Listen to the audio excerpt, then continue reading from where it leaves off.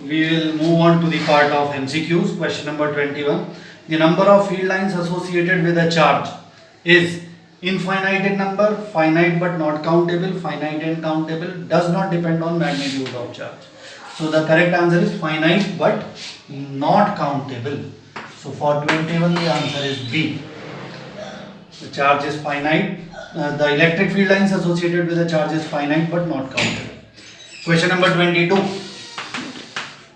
The electric field at the center of a dipole. It means an electric dipole. This is minus q, this is plus q. And if I imagine this dipole to be of length 2l as given in question, then I am willing to find the electric field at this point. So the electric field at this point, because of this charge, will be in this direction. Let me call it as E1. Because of this charge will also be in this direction. Let me call it as E2. So magnitude of E1 will be equals to 1 upon 4 pi epsilon naught q upon L square, and E2 will be equal to 1 upon 4 pi epsilon naught q upon L square. Now both are acting in the same direction, so E must be equal to E1 plus E2, and if we add them it would become 1 upon 4 pi epsilon naught 2q upon L square. But this is none of our options, so we have to further solve it. Let me multiply it by L in the numerator as well as denominator. So it becomes q into 2L. So it becomes 1 upon 4 pi epsilon naught p upon L cube.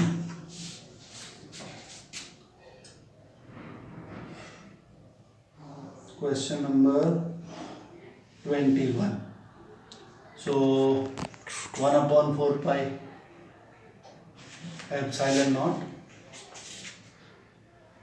q upon L square, 1 upon 4 pi epsilon naught q upon L square, both are correct. And if we add them to q upon L square multiplied by L, numerator as well as denominator, it becomes q into 2L is p, and this is L cube. So that means I can write it as kp upon L cube. So the correct option is B. 2L is the length of dipole. ठीक है. So the correct answer turns out to be B in this case also.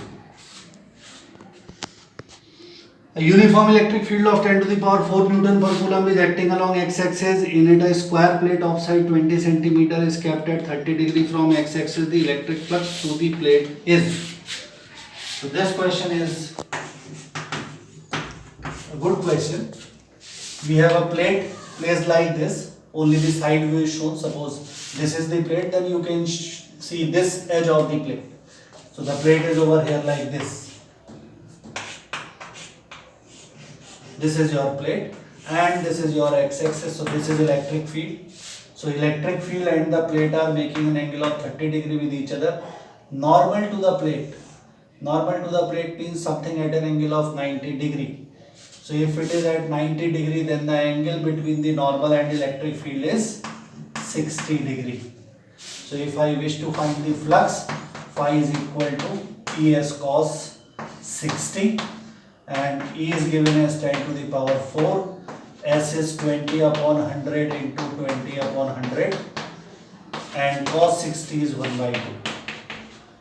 So 1, 2, 3, 4, we will all cancel out and it becomes 200 volt meter.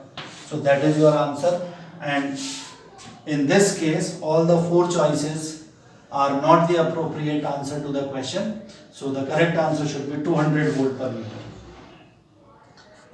Volt meter, not volt per meter. An electron, this is question number 23. Now question number 24. The electric field at a point 2 meter away from a long charge wire is 800 Newton per coulomb. The electric field at 1 meter from the wire will be. So we have a very long charge wire, and from 2 meter away from this wire, the electric field is found to be 800 Newton per coulomb. I am interested to determine it at a distance which is 1 meter from the wire. So for a long charge wire, we know that E is inversely proportional to R cube. That is the most important part. So because E is inversely proportional to R cube, and if R is equals to 2, and you can simply write it as E1 upon E2 is equals to R2 upon R1 whole cube. According to the question, 800 upon E2 is equals to 1 upon 2 whole cube. So that means E2 is equal to 6400 Newton per meter. And that is your choice number A. So that is question number 24. Then 25, an electron and proton are released from rest in a uniform electric field. The proton will cover a given distance in lesser time. The proton will cover a given distance in a lesser time. So in that case, suppose this is an electric field and in it you have released a proton. So proton will move this way, and you have released an electron. The electron will move this way. But the force on electron as well as proton will be E. Because charge of both is same and electric field is same for both of them, because in question it is mentioned that the electric field is uniform. Now you may write F equals to ma. So this becomes A is equals to E by m. So the one which has a greater mass will have a lesser acceleration. Now S is equals to ut plus half at square. That is the basic equation that we all know, and this equation implies S is equals to half at square. So we are saying that in a given time the proton will cover a given distance in lesser time. So if the distance is fixed, proton has a lesser acceleration, so the time should be more. The one which has a lesser acceleration will move slowly, and that is why it should take more time to cover a given distance. So this option is incorrect. The acceleration of both will be same. Again, that is wrong, because acceleration is inversely proportional to mass. Electron is lighter, it will accelerate faster. They will have same kinetic energy after covering same distance. Now, as far as that is concerned, you can answer that question by using work energy theorem. That would be an easier idea. Work energy theorem says work done is equals to change in kinetic energy, and work done is equal to force into displacement.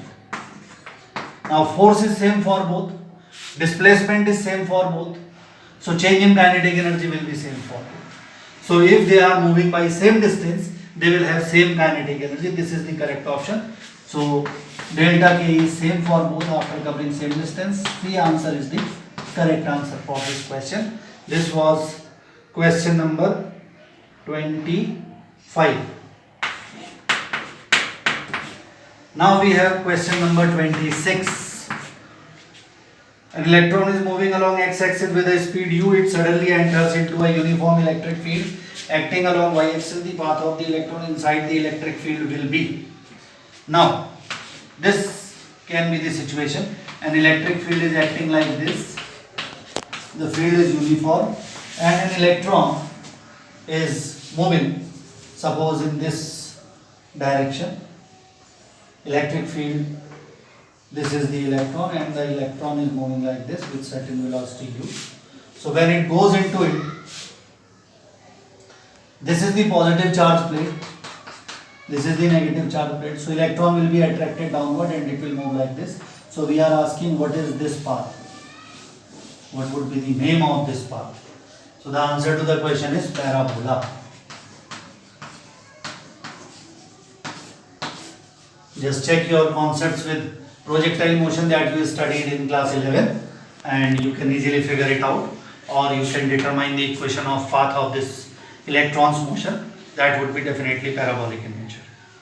Charges of q and minus q are kept at some distance and a third charge q is kept at their midpoint. If the whole system is in equilibrium, the value of q shall be. Again, such a type of question has already been discussed, and the answer to the question is minus q by 4. We are saying question number 27, a charge q is here and a charge q is here, and there is a third charge which is placed at the midpoint. Let me imagine this charge is Q and the entire system is in equilibrium. So for equilibrium, the force of this charge on this charge, which is treated as suppose F, and let me take this distance as 2r, so that this distance becomes r. The force between these two, if I call them that force as F1, so F1 is equals to 1 upon 4 pi epsilon naught Q into Q over 4r square. So this charge will push that charge away with this much force, and because the whole system is in equilibrium means this charge is also in equilibrium. So this charge must attract this charge in this direction with certain force, say F2, and that F2 is equals to 1 upon 4 pi epsilon naught Q upon r square. Now, if we wish this charge to be in equilibrium, F1 must be equal to F2, and that simply means these two forces are equated. That means Q square upon 4r square is equal to QQ over r square. Now r square cancels out. 1 power of Q also cancels out. So Q is equal to Q by 4. And this force, this charge should be negative because this charge is attracting this charge. So that is why the correct answer is minus Q by 4. You can find out that if you consider it as minus Q by 4, every charge will be in equilibrium. Then charges of 4 microcoulomb, 4 microcoulomb and 8 microcoulomb are kept at the vertices of an equilateral triangle of side 2 root 3 meter. The force on a charge of 1 microcoulomb at the centroid of the triangle will be. This was quite an interesting question, and we will solve this question by a shortcut technique. We are given that we have an equilateral triangle. This was question number 28. And we have a charge of 4 microcoulomb here, 4 microcoulomb here and 8 microcoulomb here. The side of this triangle is 2 root 3, and we are interested to determine the electric field at the centroid of this triangle. So, if I split this charge of 8 microcoulomb into 4 microcoulomb plus 4 microcoulomb, and I forget about one of these, then 4 microcoulomb, 4 microcoulomb, 4 microcoulomb, these three charges will produce an electric field which is 0 at the centroid. We have discussed it very many times that in symmetrical cases, the electric field at the geometric center of the system is 0. So if all the charges were 4 microcoulomb, the electric field over here is 0. Now, over here we have an additional charge of 4 microcoulomb. It means electric field over here will be caused only by that additional 4 microcoulomb charge. So if I consider this distance as x, my answer is E equals to 1 upon 4 pi epsilon naught 4 into 10 to the power minus 6 upon x square. That is my answer. Now I need to determine that x, which can be determined by different methods. One of them can be this. In an equilateral triangle, this angle can be 30 degree, and we all know that this would be half of the overall length. So this side would be square root of 3. Now cos 30 is equal to base over hypotenuse. That means root 3 upon x, and cos 30 is root 3 upon 2. That means x is equals to 2 and x square is equal to 4. So this x square will nullify this, and the answer is 9 into 10 to the power 3 volt per meter or Newton per coulomb, whatever the unit is given. So this is how you can solve it. This is an easier method to arrive at the solution. So first option, which is A, is the true option to the question. In the last case it was B. And now two more questions left. We shall also discuss them quickly.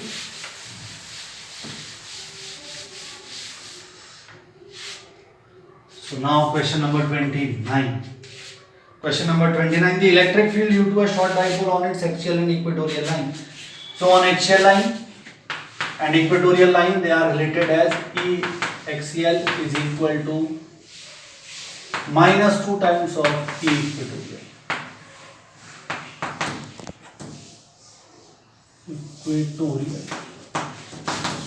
Directions are opposite. On axial line it is along the dipole moment, and on equatorial line it is anti-parallel to the dipole moment. So -2 is the correct factor to explain it.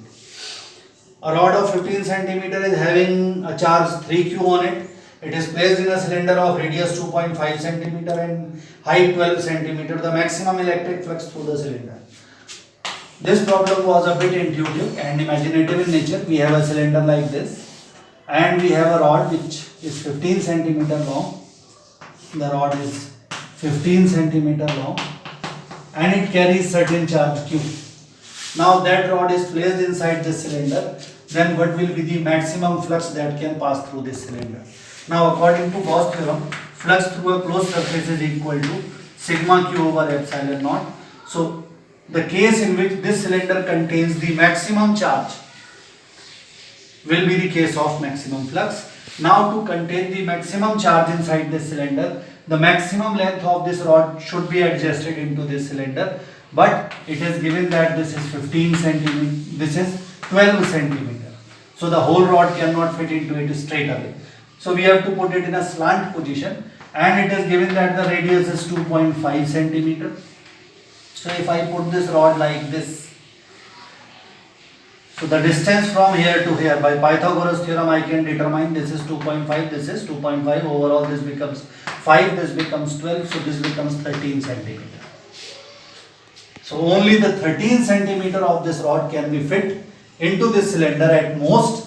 Now how much charge will this 13 centimeter have on it? So to determine that, you can work out for 15 centimeter we have a charge q. So for 1 centimeter we have a charge q upon 15, and for 13 centimeter you have a charge q upon 15 into 30.